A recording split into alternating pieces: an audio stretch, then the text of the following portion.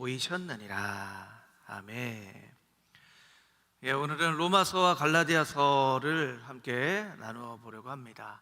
교리적인 부분은 우리 봄에 우리 상반기에 교리 부분을 나눴기 때문에 오늘은 조금 구절구절들을 보면서 로마서 갈라디아서에 있는 말씀들을 함께 나누어 보려고 합니다. 지난주에 사도행전 우리가 말씀을 나누면서 이제 서신서가 바울 서신에 쓰여진 시기들을 좀 알아봤죠. 우리 다시 한번 복습을 해보면 1차 전도 여행이 있고요, 2차 전도 여행이 있고 3차 전도 여행이 있습니다.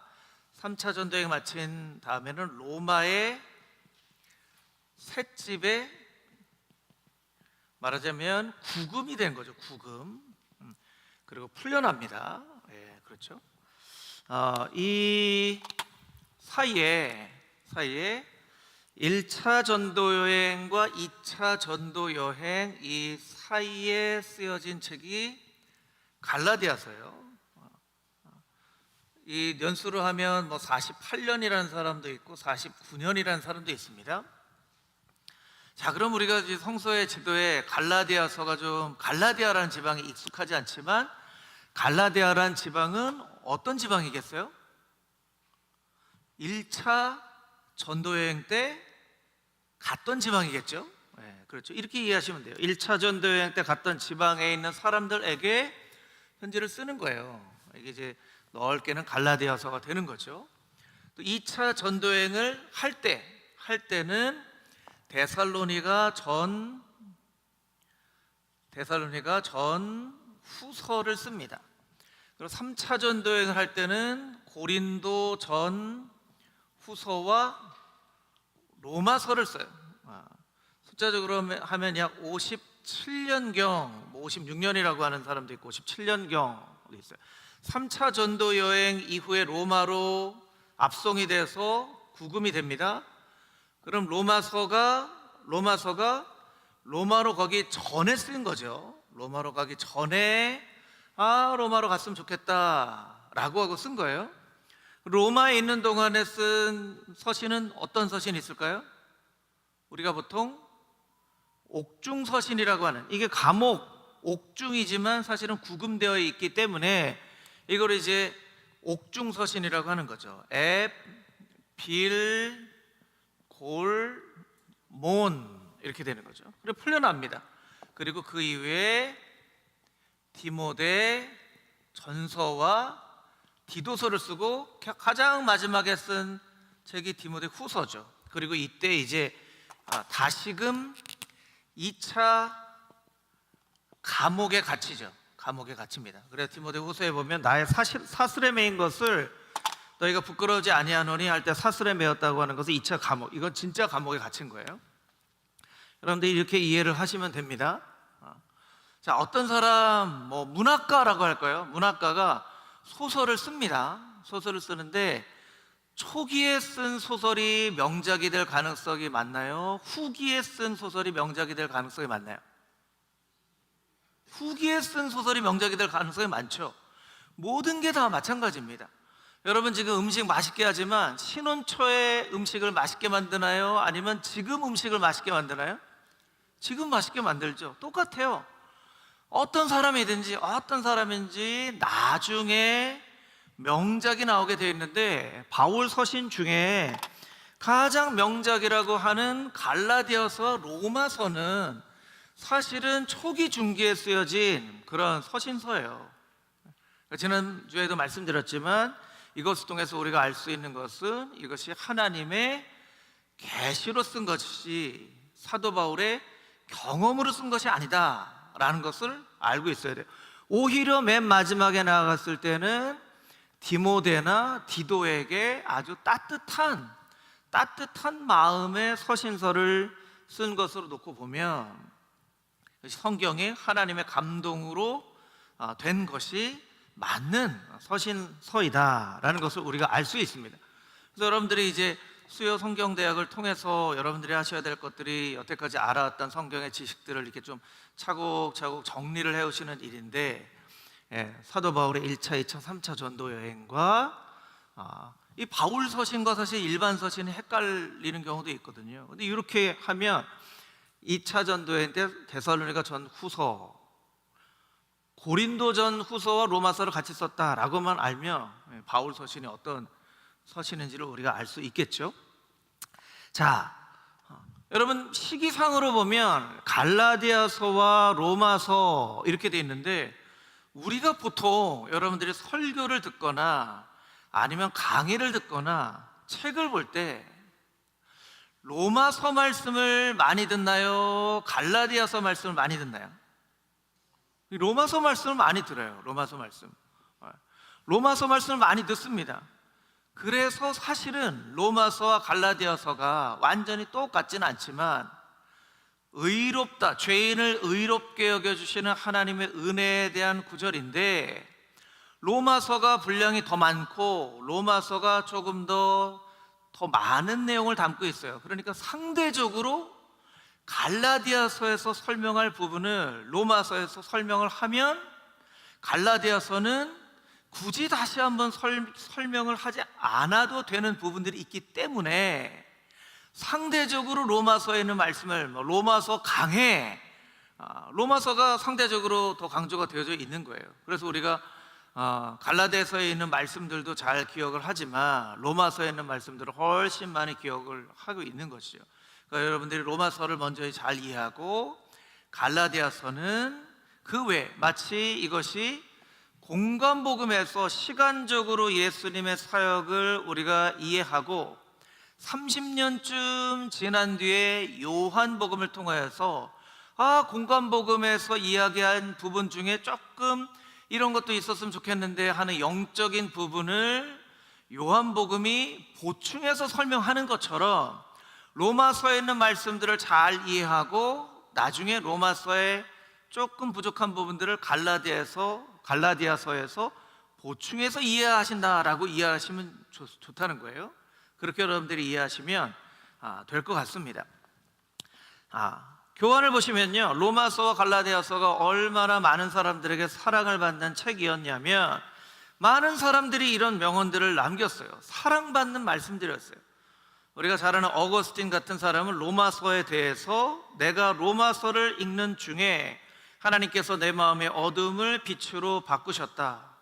실제로 어거스틴이 회심을 할 때 로마서 15장에 있는 말씀을 통하여서 회심이 됐죠. 그 로마서가 어거스틴에게 있어서는 인생 말씀인 거예요. 인생 말씀, 어둠에서 빛으로 바뀌어지는. 여러분들에게도 인생 말씀이 있게 되기를 주님의 이름으로 축복합니다. 다른 사람에게는 모르겠지만 나에게만큼은 이 말씀이 정말 인생 말씀이고 평생 잊혀지지 않는 말씀이다 라는 인생 말씀들이 있어야 된다는 거예요. 여태까지 은혜 받는 말씀들은 많이 있었지만 아직 인생 말씀을 만나지 못했다고 하면 여러분 지금부터라도 기도하세요. 지금부터라도 하나님, 나의 정말 인생 말씀 만나게 해주십시오. 이렇게 기도할 필요가 있다는 거예요. 종교개혁자면서 기독교 강요를 썼던 장 깔뱅은 로마서를 이해하는 사람은 복음의 전체의 문을 연 사람이다. 문을 연 사람이다. 문을 열고 들어갈 수 있다는 거죠. 칼바르트 같은 사람은 로마서 강해에서 로마서는 신학의 폭탄이다 이렇게까지 얘기했어요. 이거 굉장히 과격한 표현이지만 폭탄이 폭발력이 있잖아요. 영향력이 엄청나다는 거예요. 영향력이 엄청나다는 거예요. 그래서 교회가 시대에 따라서 복음으로부터 멀어질 때, 중세나 자유주의 신학이 막 물들 때 인간의 이성으로 하나님의 말씀을 막 난도질을 해서 이거 하나님 말씀 아닌 것 같아, 이건 신화야 이렇게 막 할 때 칼바르트가 로마서를 가지고 신정통주의를 만들면서 다시 복음으로, 다시 하나님 뜻으로 돌아가는 그런 운동을 할 수 있었던 것이 바로 로마서의 힘이죠. 갈라디아서에 대해서도 이야기를 하는 사람들이 있는데요, 마틴 루터 갈라디아서는 내 아내이다 이렇게까지 얘기했어요. 내 영혼과 혼이 난 나의 갈라디아서. 장깔뱅이 로마서를 굉장히 개인적으로 사모했다면 마틴 루터는 갈라디아서를 굉장히 사모했어요. 내 영혼에 혼이 난, 내 영혼과 혼이 난 말씀이다. 감리교회 창시자 요한웨슬레는 갈라디아서야말로 복음의 자유를 노래하는 찬가이다. 또 영국 성공에 아주 유명한 세계적인 영적인 영향력을 끼쳤던 존 스토트, 보수주의, 복음주의 안에서의 보수주의 쪽에 수장과 같은 역할을 했던 로잔 대회를 만들었던 이 존 스토트 박사는 갈라디아서는 복음의 헌법과 같은, 복음의 법과 같은 말씀의 갈라디아서다, 뭐 이런 수없이 많은 중요한 얘기를 했어요. 많은 사람들의 사랑을 받은 책이라는 것이죠. 그러면 왜 로마서, 갈라디아서가 사람들에게 사랑을 받았을까? 사람들에게 사랑을 받은 이유가 무엇일까? 이런 것을 우리가 좀 생각을 해볼 필요가 있다는 것이죠. 여러분, 우리는 일반적으로 이런 얘기를 합니다. 강의 안에도 적어놨지만, 이 말씀이, 오늘 설교가 나에게 굉장히 은혜가 되는 말씀이다, 이런 얘기하죠. 은혜가 되는 말씀. 여러분, 이런 말씀 많이 해보셨죠? 은혜가 되는 말씀이다. 오늘 설교는 되게 은혜로웠어. 어떤 강의는 들어보니까 너무 은혜로웠어. 어떤 책을 읽었는데 은혜로웠어. 여러분, 우리가 은혜가 되는 말씀이다라고 얘기할 때 우리는 뭘 표현하기 위한 걸까요? 여러분들이 보통 은혜가 되는 말씀 하면 여러분이 뭘 표현하고 싶으신 거예요? 은혜가 되는 말씀. 여러분, 이런 말씀 써보신 적 있으시잖아요. 은혜가 되는 말씀. 그럼 여러분이 뭔가 감동을 받았거나 아니면 뭐가 깨우침을 입었거나 할 때 뭔가를 표현하기 위해서 은혜가 되는 말씀이라는 표현을 할 텐데, 여러분이 표현하고 싶은 게 뭐냐는 거죠. 여러분 표현하고 싶은 이 단어 가운데 여러분이 표현하고 싶은 것, 이거 잘 생각을 해볼 필요가 있다는 거예요. 우리는 보통 그냥 굉장히 듣기가 좋은, 혹은 위로가 되는, 혹은 힘이 되는 뭐 등등등의 말씀을 은혜가 되는 말씀이라고 얘기한단 말이에요. 여러분, 성경에서 은혜는 뭐죠? 성경에서의 은혜는요, 죄인의 구속을 은혜라고 해요. 죄인의 구속. 같이 한번 따라해 볼까요? 죄인의 구속. 여러분, 죄인의 구속이 은혜예요. 죄를 지어서 죽을 수밖에 없는 사람인데, 구속은 뭡니까? 값을 치렀다는 거예요. 값을 치러서 그 결과로 구원을 얻었다는 거죠. 구원을 얻었다는 거예요. 이게 은혜예요. 그러니까 성경에서 말하는 은혜와 내가 생각하는 은혜가 전혀 다를 수 있다는 거예요. 하나님은 죄인을 구속시키는 은혜를 생각하고 계신데, 나는 내 귀에 듣기 좋은 말씀, 내 마음에 조금 위로가 되는 말씀, 내 마음에 힘이 되는 말씀, 이걸 은혜 되는 말씀이라고 생각을 한다는 거예요. 여러분, 죄인의 구속을 설명하기 위해서는 반드시 죄에 대해서 설명을 해야 됩니다. 로마서 1장에 우리가 읽은 말씀 바로 아래 죄의 목록이 나열이 되어 있어요. 죄의 목록이 나열이 되어 있어요. 이건 피해갈 수 없는 거예요. 은혜를 이야기하기 위해서는요, 죄를 피해갈 수가 없어요.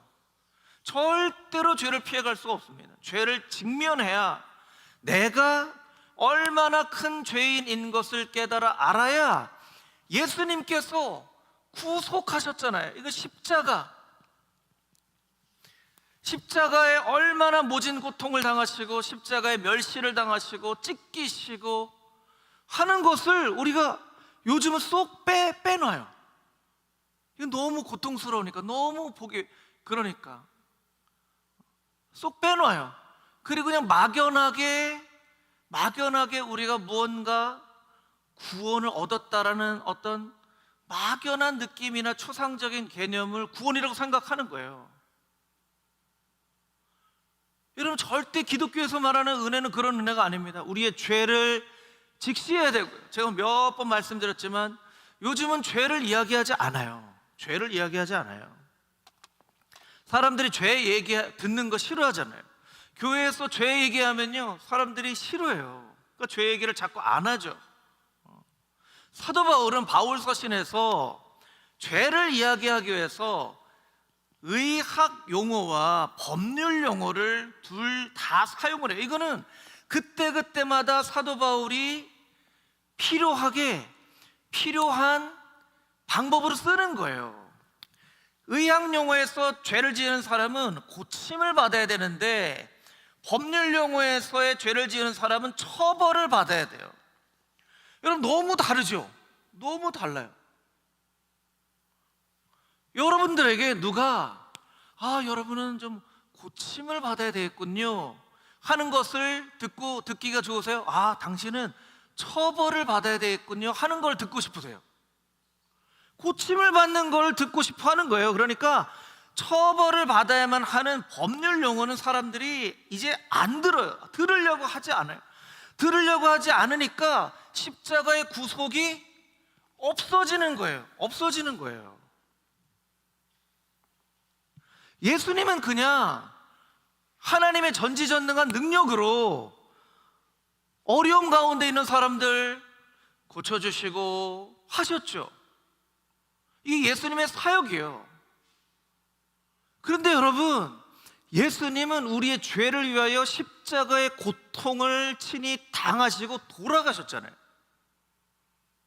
그러니까 사람들이 이 예수님이 고치는 사역에만 은혜를 받고 십자가의 구속, 죄는 직면하기 싫으니까 이건 쏙 빼놓고 그냥 구원을 받은 그런 구원만을 생각을 하는 거예요. 그러니까 이제 은혜 받았다고 얘기를 하는 거죠. 성경에서 말씀하신 은혜, 예수님의 공생의 사역이 너무너무나 의미가 있지만 여러분, 예수님의 공생의 사역에 비해서 굳이 비교하자면 예수님의 십자가에 죽으신 사역은요, 비교할 수 없을 만큼 예수님의 사역 중에 가장 중요한 사역이라는 거예요. 그래서 성경에서 말하는 은혜는 죄인의 죄값을 치르시고 우리에게 구원을 선물로 주신, 값은 예수님이 취하시고 결과는 우리에게 선물로 주시는, 고생은 부모님들이 하고 그 은혜는 자식들이 누리게 하는 거, 이게 이제 부모 마음이잖아요. 부모 마음이에요. 고생은 부모가 하고 그 은혜는 자식들이 누렸으면 하는 게 부모 마음인 거예요. 그 하나님 아버지에게서 온 마음이에요. 근데 자식이 부모의 고생을 몰라요. 부모가 어떻게 고생했는지를 몰라요. 이 말이 됩니까, 여러분? 부모의 고생을 모르는, 그냥 은혜만 받기 원하고 아버지 어머니가 어떤 고생을 했는지 관심조차 없고 알려고도 하지 않는 자식을 무슨 자식이라고 그러죠? 나쁜 자식이라고 그러나요? 후레자식이라고 그러나요? 이게 말도 안 되는 거잖아요. 말도 안 되는 거예요. 자식은요, 부모의 고생과 부모의 아픔과 부모의 헌신을 알아야 돼요. 알아야 돼요. 똑같이 그 고생을 하라는 건 아니죠. 근데 알아야죠. 알아야죠. 그래야 감사가 나오는 거죠. 감사가 나오는 거죠. 부모의 고생을 모르는 자식들은요, 그냥 부모가 자판기처럼 보여지고 알라딘의 램프에 나오는 지니처럼 보여지고 돈 달라면 돈 주고 뭐 해달라고 하면 해주고 다 그렇게 여기는 거예요. 이건 아니라는 거예요. 이건 잘못됐다는 거예요. 그러니까 우리가 은혜 받았다, 말씀에서 은혜를 받았다라고 하는 것은 이런 의미도 있지만, 듣기 좋은 말씀, 위로가 되는 말씀, 힘이 되는 말씀, 이런 말씀도 있지만, 여러분 앞으로는요, 말씀의 은혜를 받았다고 하는 것은요, 그 말씀 가운데 내가 어떤 죄인인지를 더 정확하게 알게 됐고, 예수님의 십자가의 구원이 얼마나 놀라운 사실인지를 깨달아 알게 되었고, 그로 인하여서 내가 받은 선물이 얼마나 큰 것인지를 알게 되었다고 고백해야 돼요. 여러분, 그러니까 로마서 갈라디아서가 사랑받는 말씀이 되는 거예요. 듣기 좋은 말씀은 너무 많아요. 듣기 좋은 말씀은, 이 말씀들이 다 중요한 말씀이어서 어떤 말씀이 중요하다 중요하지 않다를 얘기하는 게 아닙니다. 왜 이 많은 말씀 중에 갈라디아서와 로마서가 그토록 사람들에게 사랑을 받는 말씀이 되었냐면, 이 가운데 죄인이 어떤 것이고 죄가 어떤 것이고 예수님의 구속이 어떤 것인지를 설명하기 때문에 다른 말씀들보다 더 사랑받는 말씀이 되었다는 거예요. 여러분, 그 의미를 아시겠죠? 그 의미를 잘 이해해야지만 우리가 로마서 갈라디아서를 통해서 은혜를 받을 수 있습니다. 여러분, 실제로 로마서 갈라디아서 말씀을 읽어보면요, 이해되지 않는 구절도 많고요, 굉장히 어려운 그런 구절도 있고, 굉장히 여러 가지 신학적인 개념들도 설명이 되어 있어요. 그래서 여러분들이 어떤 경우 읽어볼 때 이 말씀 너무 어려운데 이 말씀을 왜 사람들이 이렇게 은혜 받았다고 그러지? 은혜 받았다, 이해가 안 될 때가 있어요. 당연히 은혜가 안 되죠. 귀에 듣기 좋은 말씀은 아니거든요. 여러분, 로마서 말씀 귀에 듣기 좋은 말씀은 아니에요. 위로가 되는 말씀이 아니에요. 딱딱한 말씀이에요. 한 단어 한 구절이 중요한 말씀이에요. 그런데 은혜가 되는 말씀이에요. 하나님께서 말씀하시고자 하는 은혜가 담겨져 있기 때문에 은혜가 되는 말씀이다. 그래서 여러분들이 로마서 갈라디아서를 잘 읽으면 이 신앙의 선배들이 이야기하는 복음의 문이다, 어둠에서 빛으로 바뀌어졌다, 나의 영혼의 신부다 하는 그런 말씀들이 이해가 되실 거예요. 이해가 되실 거예요. 여러분들이 잘 이해를 하시면 좋을 것 같습니다. 신앙 무엇을 믿는가 하는 책에 양정호 교수가 이런 얘기를 해서 제가 한번 읽어보도록 하겠습니다. 유대교와 그리스도교와의 관계, 곧 율법과 복음과의 관계를 비롯하여 헬레니즘과 그리스도교와의 관계, 곧 문화와 복음과의 관계 등 교회에서 발생한 여러 가지 문제들을 해결할 방법들, 여기 여러분 동그라미 치고 별 2개, 3개 붙여야 돼요. 방법이 중요한 거예요. 방법. 문제들을 해결할 방법. 이런 문제가 아무리 많아도요, 해결할 방법이 있으면 겁내지 않아도 돼요. 해결할 방법이 없으니까 우리가 힘든 거예요. 그런데 해결할 방법에 대해서 설명을 해주는 거예요. 그것을 교회들에게 가르치기 위한 편지에 쓴 내용이 사도 바울의 바울 서신입니다. 그리고 그 다음에 있는 구절이 밑줄 쫙, 여러분 밑줄 쫙 기억나세요? 밑줄 쫙. 그리스도인으로서 어떻게 살아가야 할지를 복음의 정신에 근거하여 편지글로 보낸 것도 사도들의 서신입니다.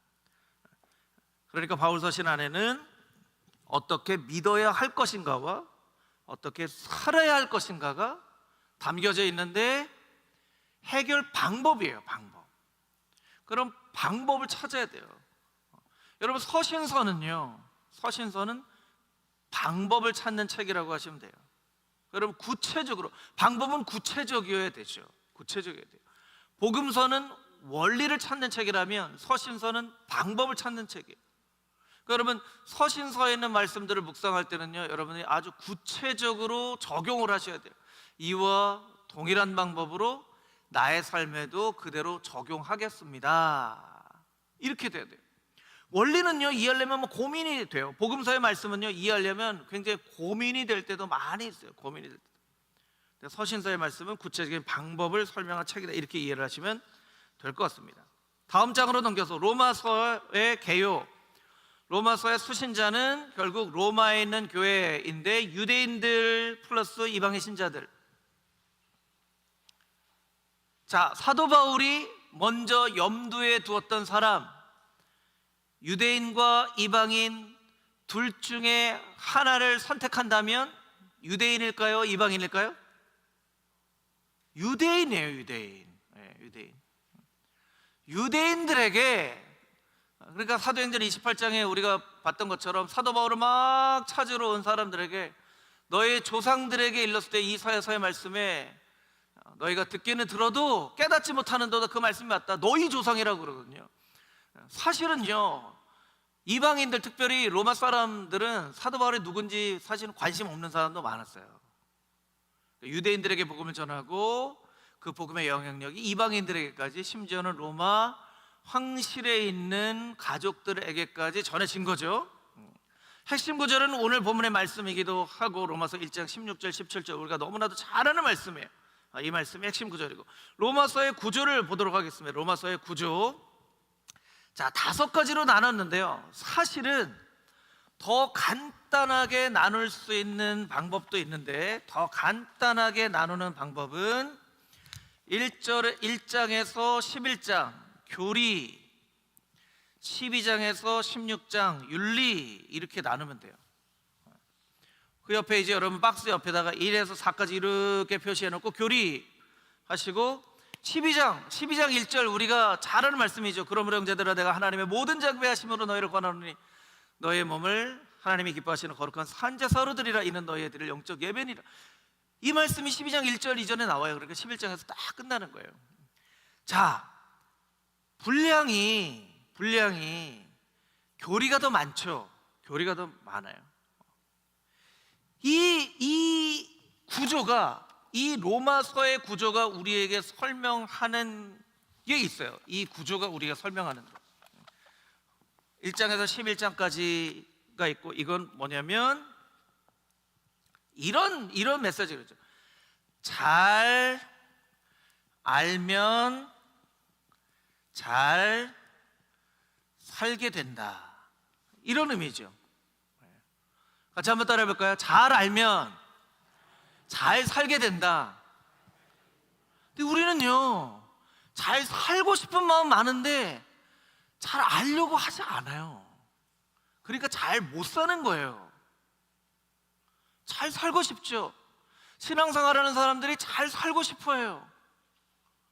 할 수 있든 없든 마음속으로는 하나님 뜻대로 살고 싶고, 하나님 영광에 살고 싶고, 먼저 그의 나라와 그의 의를 위하여 살고 싶고, 성경의 말씀한 대로 살고 싶죠. 근데 그렇게 살기가 여러분 쉽나요? 어렵나요?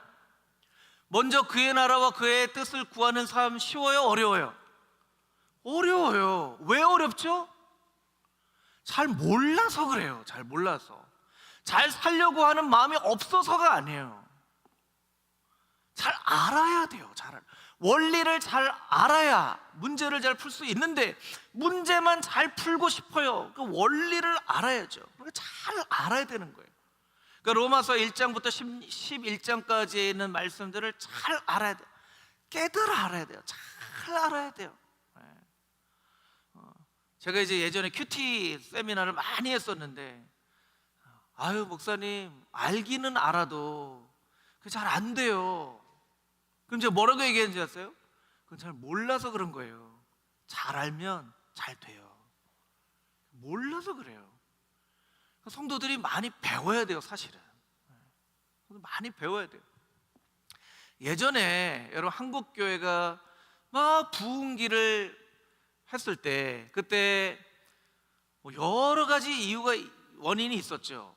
굉장히 성령의 충만함도 있었고, 예배 뜨거움도 있었고, 교제도 있었지만, 여러분 한국교회가요, 한동안 정말 많이 배우는데 열심을 낸 때가 있었어요.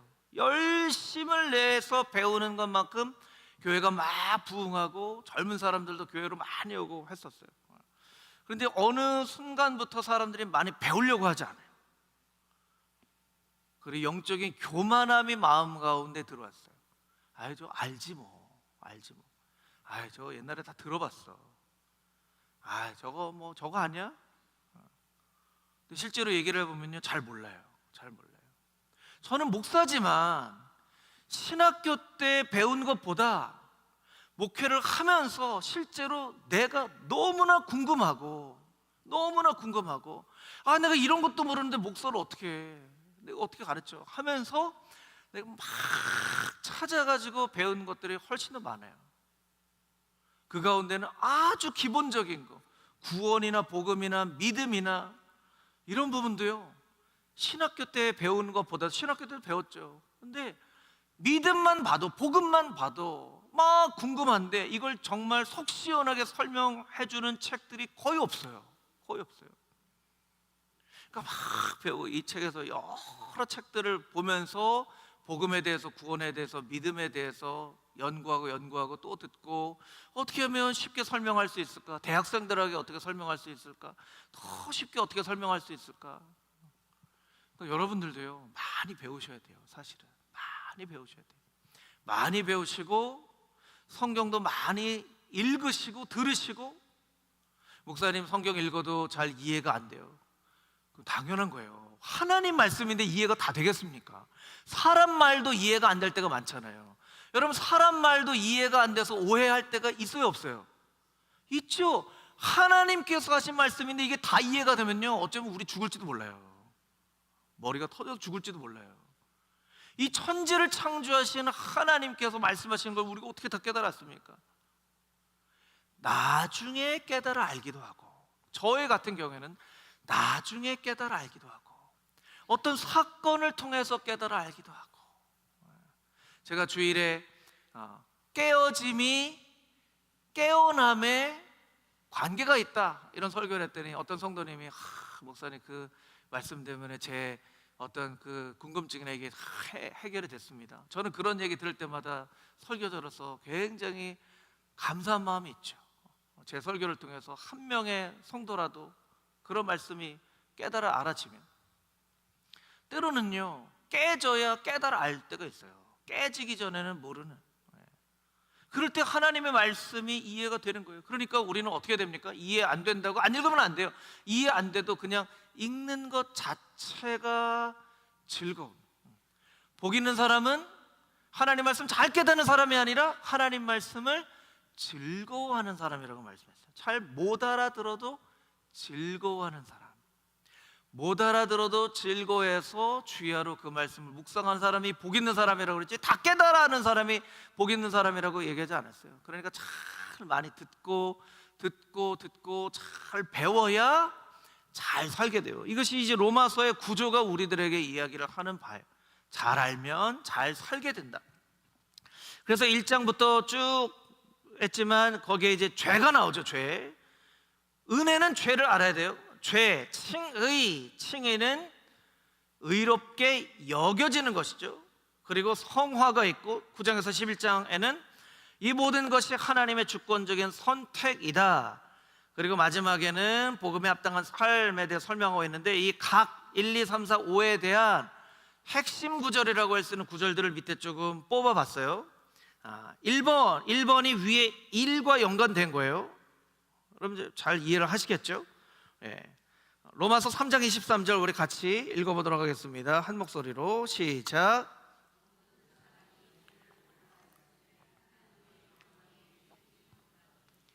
어떤 사람이 죄를 범했다고요? 모든 사람이. 유대인들은 어떻게 생각했어요? 이방인들은 죄를 짓고 유대인들은 선택받은 백성이다 이렇게 생각했죠. 아니라는 거예요. 모든 사람이 죄를 범하였다. 모든 인간은 죄 안에 있다. 그런데 로마서 5장 말씀에 보니까 그러므로 우리가 믿음으로 의롭다 하심을 받았으니, 의롭다 하심을 받았으니 그 위에 칭의 이렇게 써주면 좋겠죠. 칭의, 의롭다 하심을 받은 거예요. 의롭다 하심을 받았으니 라고 되어 있지만 사실은 어떻게 하면 더 좋아요? 의롭다 하심으로 여겨졌으니 이렇게 하는 게 좋죠. 받았다고 하는 건 내가 뭔가를 받아서 이렇게 주머니에 넣을 수 있는 거라고 생각한단 말이에요. 의롭다 하심으로 여겨졌으니, 여겨지는 거예요. 그리고 그리스도로 말미암아 하나님과 화평을 누리자. 화평 동그라미. 의롭다 하심을 받은 사람에게 주어지는 축복, 첫 번째 화평, 평안. 그래서 예수님께서 샬롬, 평안하냐 이렇게 물어보시잖아요. 또한 그로 말미암아 우리가 믿음으로 서 있는 이 은혜에 들어감을 얻었으니, 은혜 동그라미. 그 다음에 하나님의 영광을 바라고 즐거워하느니라. 영광. 그 의롭다 하심을 받은 사람은 마음 가운데 평안을 누리며 은혜에 들어감을 얻었다라고 하는 것은, 여기에서의 은혜는 감사하고도 바꿀 수 있는 말이에요. 감사.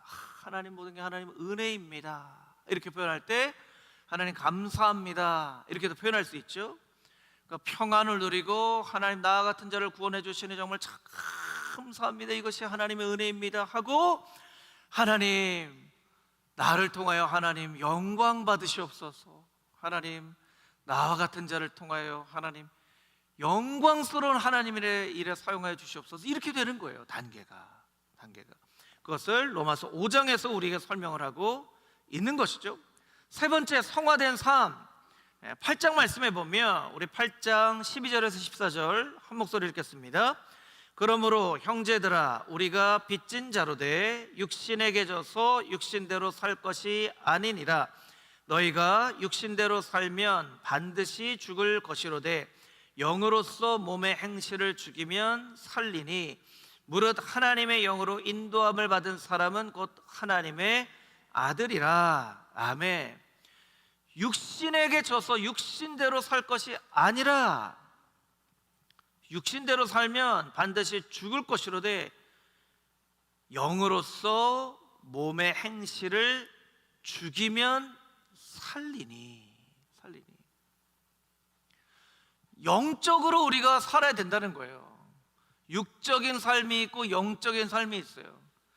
이것이 하나님께서 인간을 흙으로 창조하시고 생기를 불어넣어 주셨기 때문에 사실은 영과 육을 이렇게 딱 떼어내서 구별할 수가 없어요. 그러니까 여러분, 우리가 살 때 굉장히 영적인 것 같은 사람이 굉장히 육적인 말을 하는 게 이해가 되는 거예요. 굉장히 영적인 것 같은 사람이 굉장히 육적인 일로 문제가 돼요. 그리고 여러분, 어떤 때는요, 굉장히 육적인 사람인데 가끔씩 굉장히 영적인 얘기를 하기도 합니다. 이게 가능한 일이에요.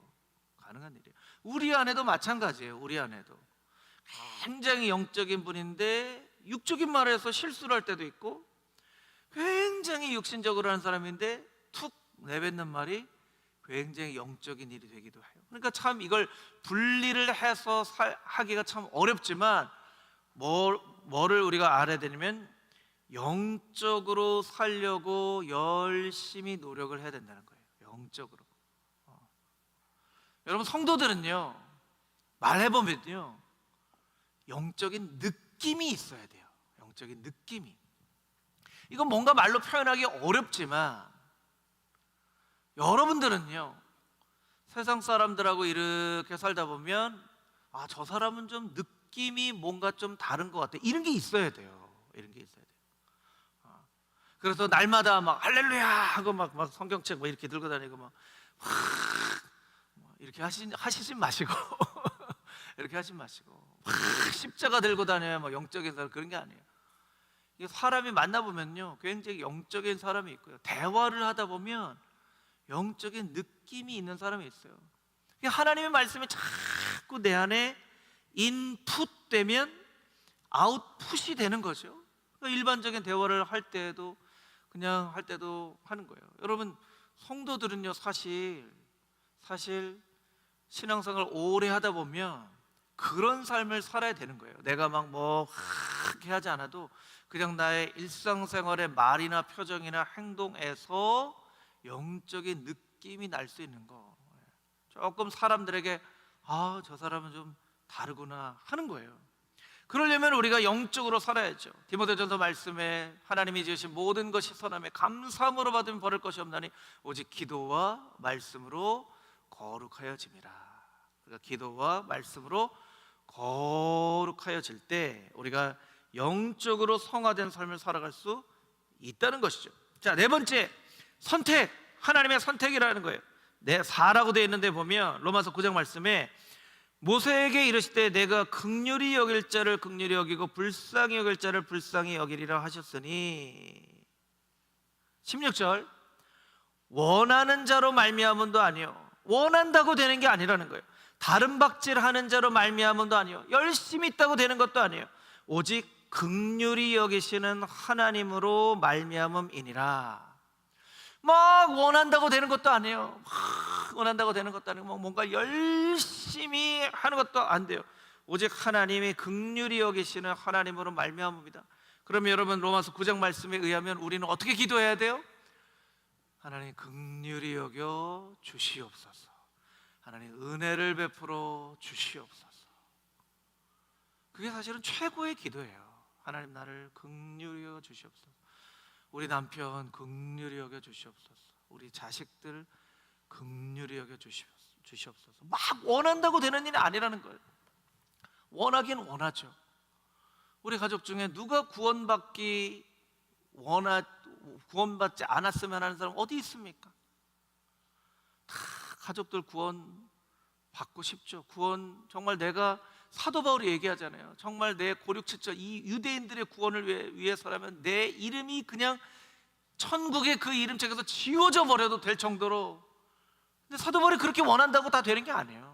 이게 원한다고 되어지는 것도 아니고 열심히 노력한다고 되는 것도 아니고, 하나님 긍휼을 베풀어 주시옵소서, 은혜를 베풀어 주시옵소서, 은혜를 베풀어 주시옵소서. 그래서 이 뜻을 알았던 초기 기독교의 박해받는 성도들 중에 마음대로 찬양할 수도 없고 마음대로 예배를 드릴 수도 없고, 그래서 헤즈키야는 정화, 깨끗함, 정결이라고 하는 말인데, 헤즈키야 영성을 가진 사람들이 그냥 하루 종일, 그 사람들은 대부분 육체 노동을 하는 사람들이었어요. 특히 이제 이집트에서 양탄자를 만들거나 하는 사람들이었는데, 숨을 내쉬면서, 숨 쉬는 거 하면서 하나님 아버지의 아들 예수 그리스도시여 나에게 긍휼을 베풀어 주시옵소서. 그래서 여러분, 옴파로스라고 하는 말이요, 라틴어로 중심이라는 뜻이에요. 중심, 세상의 중심. 몸의 중심은 어디 있죠? 배꼽이라고 생각했어요. 배꼽. 그러니까 배꼽을 이렇게 바라보면서 늘 고개도 들 수 없는 그런 시대에 살았던 사람들이 이렇게 쭉 쳐서서, 저 사람들 맨날 배꼽을 바라보면서 뭐 이렇게 중얼중얼 거리냐, 음파로시 코사이라고 하는, 배꼽을 응시하는 자라고 하는 별명을 가진 사람들이 헤즈키야 영성을 가진 사람들이었어요. 그래서 여기를 바라보면서 하나님의 아들 예수 그리스도시여, 숨을 들이마시면서 은혜를 베풀어 주시옵소서. 그걸 하루에도 수천 번씩 하는 거예요. 수천 번씩.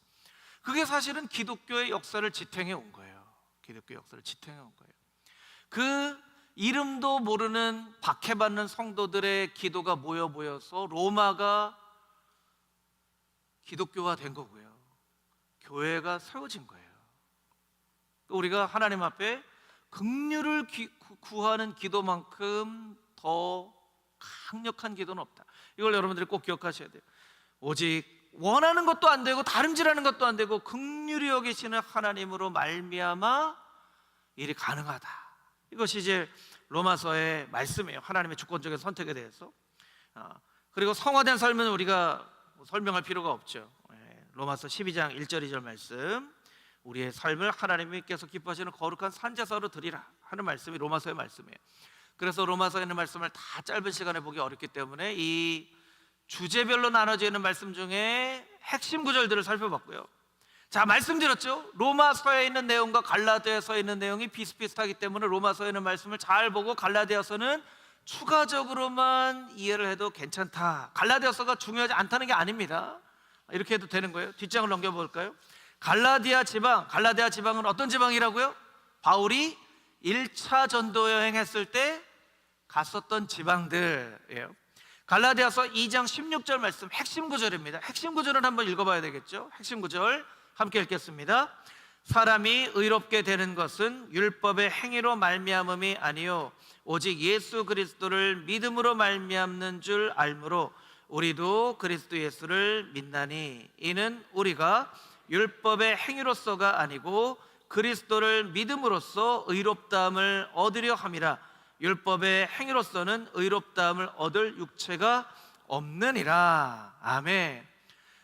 의롭게 되는 것은, 자 여러분 여기 보세요. 갈라디아서를 가장 먼저 썼죠. 가장 먼저 썼어요.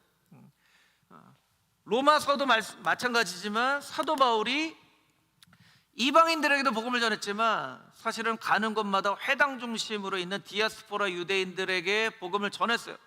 그러니까 첫 번째 복음을 전한 주된 복음을 듣는 사람들은 유대인들이었던 거예요. 유대인들.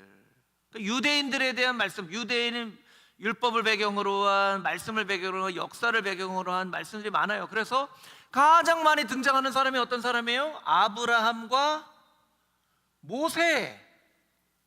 아브라함과 모세가 많이 등장을 해요. 특히 아브라함과 모세 중에 믿음과 관련된 사람은 누구죠? 아브라함. 그러니까 아브라함 얘기를 말하는 거예요. 아브라함을 얘기하면서 믿음을 설명을 하는 거예요.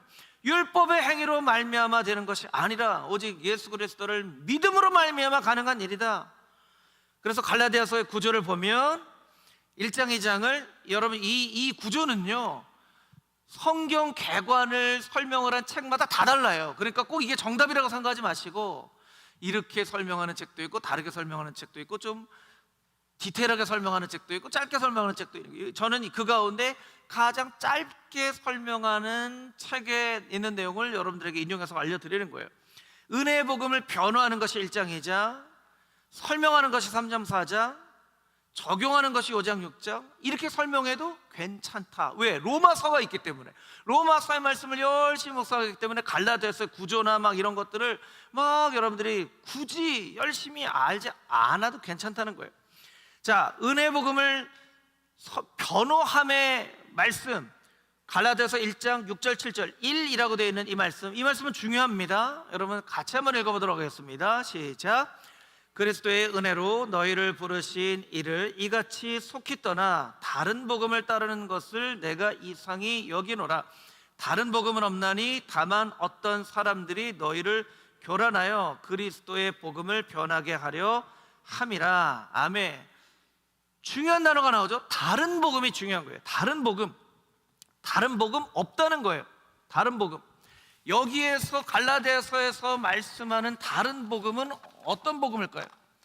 복음과 뭐를 해야 된다고 사람들이 생각했어요?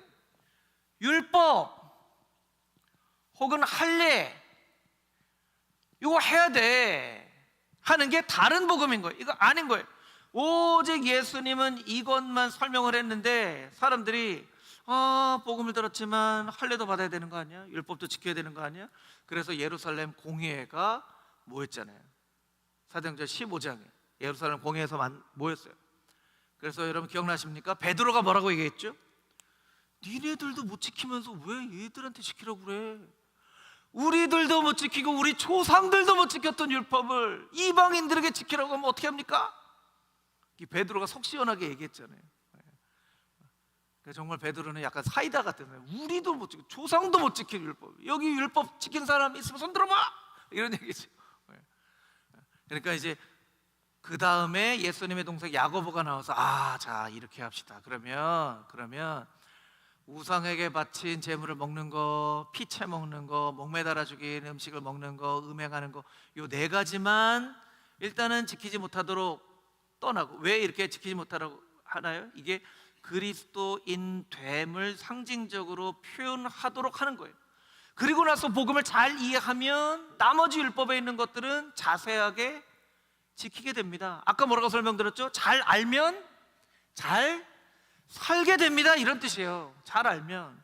잘 사는 것부터 막 얘기하지 맙시다. 잘 알면 잘 살게 됩니다. 그러니까 여기 너무 강조하지 말고 4가지만 일단 기본적으로.